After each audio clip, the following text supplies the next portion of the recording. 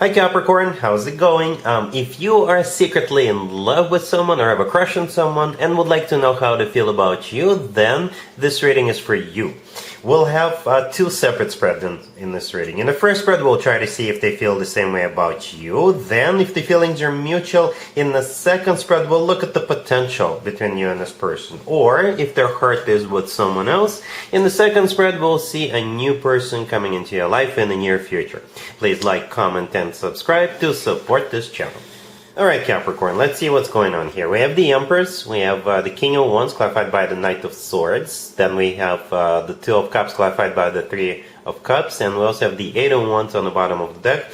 You could be dealing with a fire sign, Aries, Leo, Sagittarius, but also have air, Gemini, Libra, or Aquarius. Well, good news, Capricorn. Good news. The question I have for you, are you a mom by any chance? Do you already have children? Or is there like a trip coming up around Mother's Day, which is I think May 12th, right? We start with the Empress, right? The first card that came out. And then we have the Eight of Wands on the bottom of the deck. And then that King of Wands, whom I think you're actually dealing with, is clarified by the Knight of Swords, right? So you got the Empress, a mother figure, and two really fast cards on the table, right? The Knight of Swords and the Eight of Wands. Both of them could be interpreted as cards of literally traveling, literally going somewhere. So perhaps something around Mother's Day is about to take place. If you're not a mom, if Mother's Day is not important for you at this point, then the Empress is how they see you, right? Perhaps they see you as a future mother. The Empress is also a spouse figure, a wife figure, a significant other figure. And the Empress is somebody who is loved, cherished, somebody who is being put up on a pedestal, somebody who is taken care of, right? So perhaps that's the way they see you for some of you, right? But nevertheless, you're still dealing with that King of Wands, the next card that came out. So it could be a fire sign, Aries, Leo, Sagittarius, or somebody with a lot of fire in their chart. They may also have like air in their chart because they're clarified by the Knight of Swords, right? The Knight of Swords could be an air sign indicator, Gemini, Libra, or Aquarius. But again, the Knight of Swords is either them taking a trip, planning a trip, coming to you, or maybe both of you are gonna go somewhere, or this is their strategy. They plan to come in, to rush in, and sweep you off your feet, okay?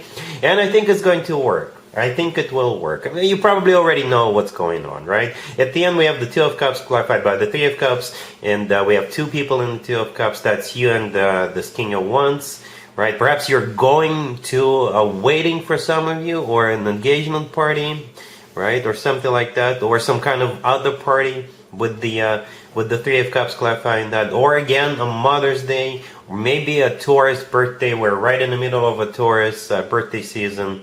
Alright, so yeah, the Three of Cups is a card of a celebration. It's a card of a really happy union. It's the type of a union wherein people celebrate something called life and something called love for one another. And the Two of Cups is a soulmate card.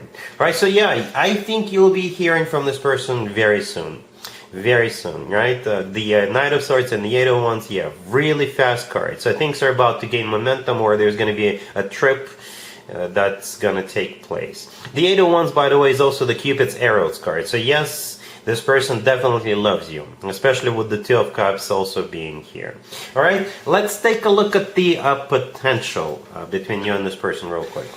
So here's the potential, Capricorn, between you and that King of Wands we saw in the previous spread. We have the Knight of Pentacles clarified by the Ace of Pentacles. We have the Nine of Cups clarified by the Sun. We have the Four of Wands, and we have the Hierophant on the bottom of the deck. Yeah, the potential is definitely a commitment.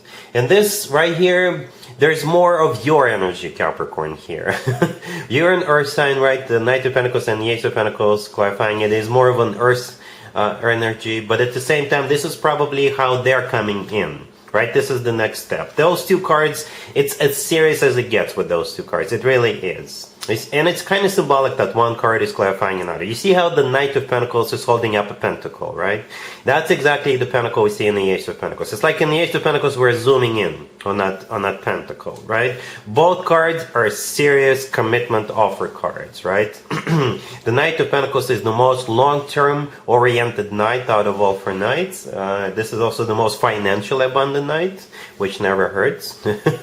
And with the Knight of Pentacles, you can always plan ahead, always, right? The Ace of Pentacles, clarifying that, is simply a confirmation of what the Knight of Pentacles represents, and the Ace of Pentacles sometimes comes through as a proposal, as marriage proposal. It really does. In the middle we have the Nine of Cups clarified by the Sun. Yeah, wish come true. The Nine of Cups is a wish come true card. It's also a card of a personal satisfaction and fulfillment, and it could be a card of an event. Could be a card of an event, right? Remember that Three of Cups in the first spread? Maybe it's the same thing.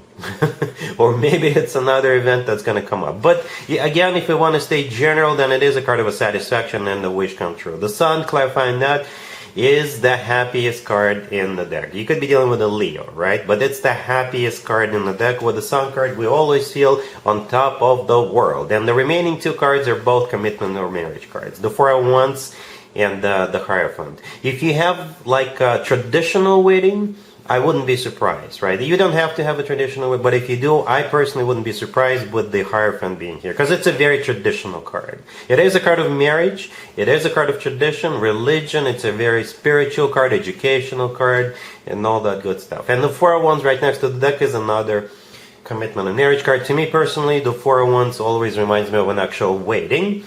Because in some cultures, when people get married, they do it underneath this canopy, the structure, right? And the structure pictured in the Four of Wands always reminds me of that. Some people call it the 1111 card. And we do have 2 people in the Four of Wands welcoming the guests, right? So this is you 2 welcoming guests to your to your wedding or something like that. So I like this spread because we have very serious down-to-earth energy with the Knight of Pentacles and the Ace of Pentacles. We have really happy, fulfilling energy in the middle, the Nine of Cups and the Sun, and we have 2 commitment and marriage cards. You know, so yeah, you're basically getting everything with this person. Stability, long-term happiness, and commitment, Capricorn. This is awesome. It's an awesome reading. All right, Capricorn, so that's pretty much all I have for you for this reading. For this time period. If this video resonates with you, please like it. Please also comment and subscribe. And other than that, Capricorn, have an amazing May.